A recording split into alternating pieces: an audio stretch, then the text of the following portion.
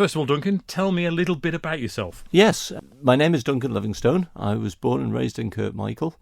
I've moved to various other parts of the island, but I've lived back in the village of Kirkmichael for the last 16 years. I did the majority of my life in the police. I worked in Ramsey for 6 years as a community officer, and then for almost 20 years I was a traffic officer, so dealing with the serious and fatal accidents, all things roads basically. I retired from the police just coming up to 11 years ago, at which point I started quite early. I'm not as old as I might sound from that, and I've been a self-employed driving instructor for the last 10 years. Okay, family man? Yes, I've got 3 boys. The eldest is in the Air Force, he's 26, and then I've got another who's 18 and a 16-year-old as well. So where are you standing? I'm standing in Ayre and Michael. I got involved politically. In 2019, the DOI introduced some quite drastic plans for changing the village of Kirkmichael. They were going to have 10 speed bumps going through the main village on the main road, amongst other things. And I just didn't think it was really what the village wanted. I did some canvassing on Facebook and I got a lot of very positive support. I came up with some alternative suggestions, not many of which the DOI seemed interested in, but we did manage to get quite a lot of alterations made to the original plans, and I think it was a lot more what the people of the village wanted. So from there, last year I stood and became a commissioner in the village, and then this year I thought I'd try throwing my hat in the big ring. Why? Why have you decided? Because I felt very frustrated when I was first looking at the stuff that they did with the roads in Kirkmichael, that I was a voice that wasn't really heard. And I felt that by being in a position in the Keys, it gives me a chance to more accurately reflect what I think the people of the Isle of Man want. What the people in the Isle of Man want is more than roads, though. It is more than roads, yes, it absolutely is more than roads, but it seems at the moment that the DOI seem to be using the active travel strategy as a big stick to beat motorists. And yes, the Isle of Man needs more than roads, but we do need roads. We need to be able to get food to the shops, we need to be able to get our kids to school, we need to be able to get to work. I'm all for saving the environment as much as we possibly can, but we are not going to get rid of vehicles. The move towards electric vehicles isn't getting rid of vehicles, it's just making them more environmentally friendly. And I think the DOI seem to have lost sight of that, and they seem to be very much pushing the cycling agenda, which I'm not against, but it shouldn't be at the expense of demonising car drivers. Surely your campaign, though, is not just you versus DOI. No, that can't be the ticket that you're standing on for the general election. Definitely not, no. I think the North and West Plan is very important. I think affordable housing is very important. At the moment, my 3 children don't stand a chance of being able to afford a house without help from the bank of mum and dad. And I think there's an awful lot of young people on the Isle of Man who are in the same situation. How do you tackle that? How do you deal with that? Well, I mean, we can all sit here and yes, say, this is wrong and this is wrong, but yes, how do we? I think certainly we need to look at maybe introducing or certainly investigating some form of Residency Act. I think the fact that people can come in here and buy houses and inflate the prices, and a lot of the times these places are being bought as holiday homes or they're being bought as buy-to-rent, it's preventing young Manx people and young local people from getting onto the property ladder. So in terms of people buying up properties, I mean, I know a lot of first-time buyer houses from 30 years ago are now the majority are owned by landlords, etc. Is this the kind of area that you're looking at? Exactly. I mean, we're not obviously going to be able to... I've got a friend who owns 3 houses. He's sort of invested in property. He lives in one. He rents the other 2 out. He's been on the Isle of Man for the last 30 plus years. I've got no plans that we should be looking at people like that and saying you're not allowed to own 3 houses.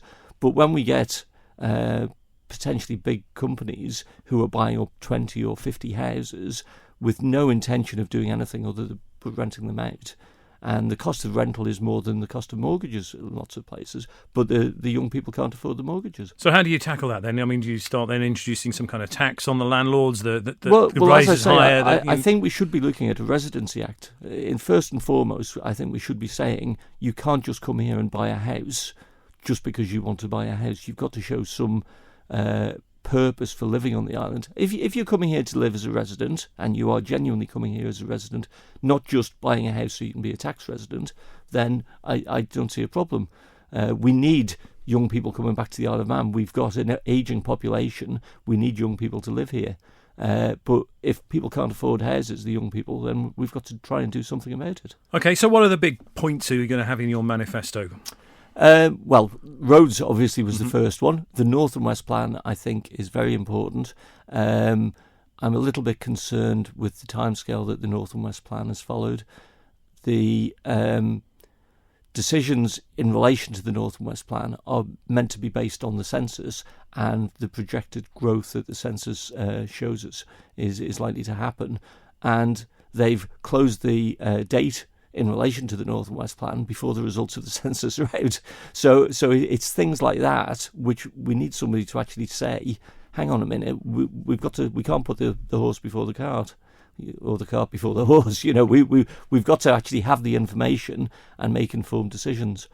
Another thing which I think is really important, and again this has come out in quite a few things recently, is we need to be more transparent.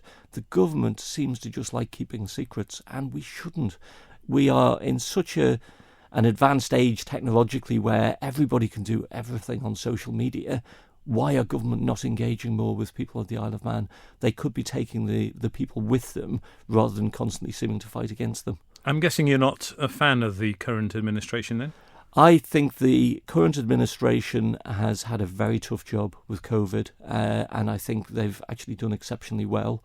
I just feel on occasions that they are not standing up to what the civil servants are telling them. They are taking the civil servants' position as being gospel, and they're following through. I had a look at as many of the 2016 manifestos as I could find, and by all means I didn't find all of them, so I might be wrong on this, but in the ones that I could find, I didn't see one mention of active travel strategy. And yet that is what the DOI is using for everything that they're doing with the roads. I would like to know where that active travel strategy came from. I think it's from civil servants in the DOI. They've presented it to government, and government have said, yes, this is something we can follow through with. As I say, I think there's absolutely a need for road safety. There's absolutely a need for people to be safe on the roads, car drivers, pedestrians. Are you saying it's not good enough at the moment?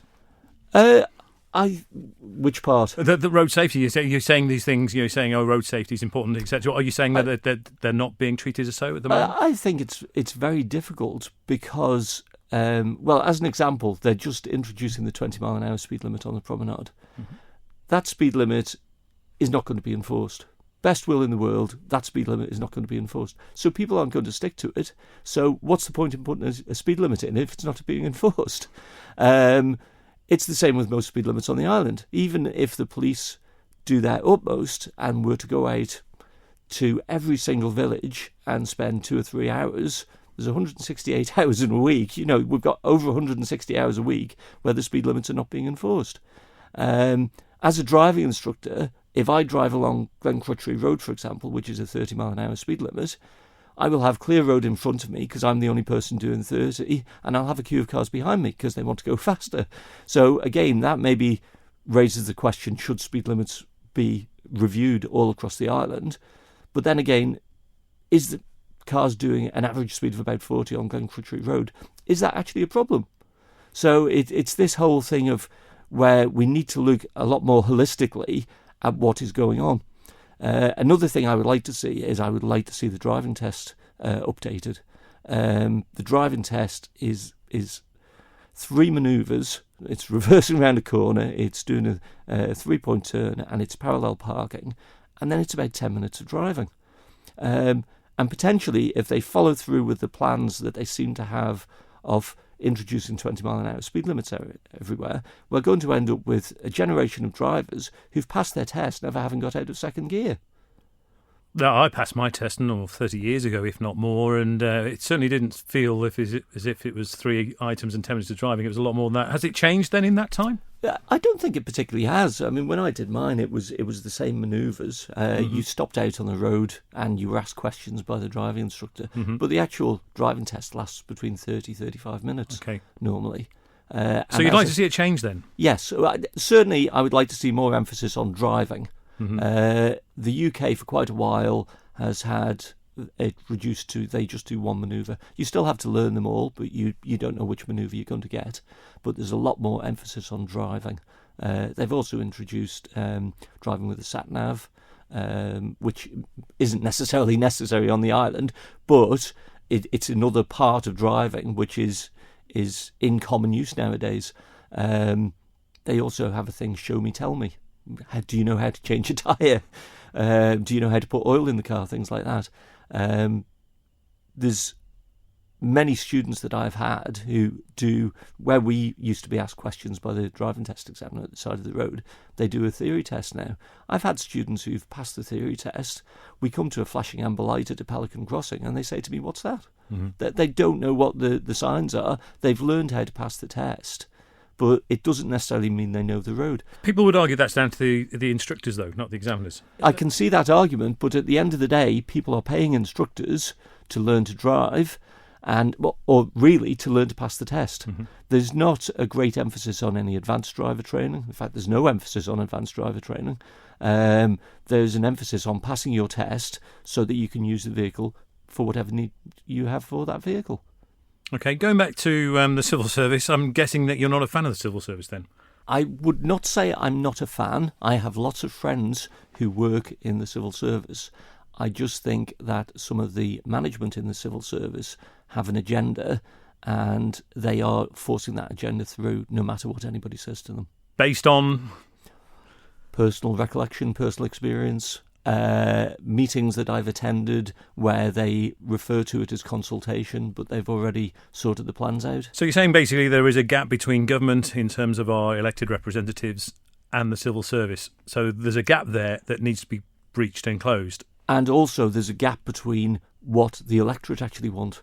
I think the electorate have their views about what they want, and that is what government should be delivering. I'm sure we could deliver dozens of MHKs, past and present, who would come up and say, "Look, we've tried, yes, but it's just so. How can you achieve that?" Well, that's something that I would only find out if I was lucky enough to get elected in. It will be a question of going and speaking to them and putting my views, and hopefully persuading them that there are more than one ways to deal with things. Where do you see this general election being fought? Where will it be won and where will it be lost? What are the issues that the people of the Isle of Man hold close to their heart? Where do you see that they're looking for change, etc.? I think the environment is very important. I think people are very concerned about the development of greenfield sites. Do you think that people are very concerned because they're very concerned or because they're being told to be very concerned? No, I think they are very concerned about how much building is going on greenfield sites around the island. But that's gone on. That's gone for decades, though, hasn't it? You know that we can go back since the beginning of the first-time buyer schemes with green sites and brownfield sites, etc. That's been going on, and it will continue to go on. But there are an awful lot of brownfield sites which are not being used, which could be used. Planners could insist that brownfield sites are used up before greenfield sites are considered. Looking at stopping ribbon development, making sure that building that does take place. Do you think we need building? Do you think that the building that goes on in the Isle of Man is more in favour of the developers or more in favour of the people who need housing? I think it's more in favour of the developers at the minute. So you would like to see? Well, again, the thing I mentioned of a Residency Act, at the moment, house prices are going through the roof. It's literally, because it's a buyer's market. It's a seller's market. People are coming in and are snapping houses up. Young people can't afford to get houses. So any other issues that would say that you'll see that this election will be won and lost? Unfortunately, I think personality comes into it. I think how you come across when you are spoken to by people like yourselves is important. It matters to people. I think being known and having a reputation as being an honest person will stand you in good stead. I think if people have maybe trip themselves up, I think that's going to stand against them. I think it's going to be very interesting because there's so many people standing down, so we are going to have plenty of new MHKs, some of whom I think look very exciting and very capable. What I would say is I'm glad that there are more people standing in Kirkmichael than just Tim Baker, Alf Cannon and myself. I think it's good that the voters have a choice, and I think it's good that the voters get out and use their voice to let people know that this is the person they think can deliver what they want. Okay, so how are you fighting this campaign? Are you knocking on doors? Or are you... Slowly so far. Yeah, I'm starting campaigning really this month in earnest. I've been talking to lots of people when I've been bumming into them, but I haven't actually sort of got round. I'm starting this month going out knocking on doors.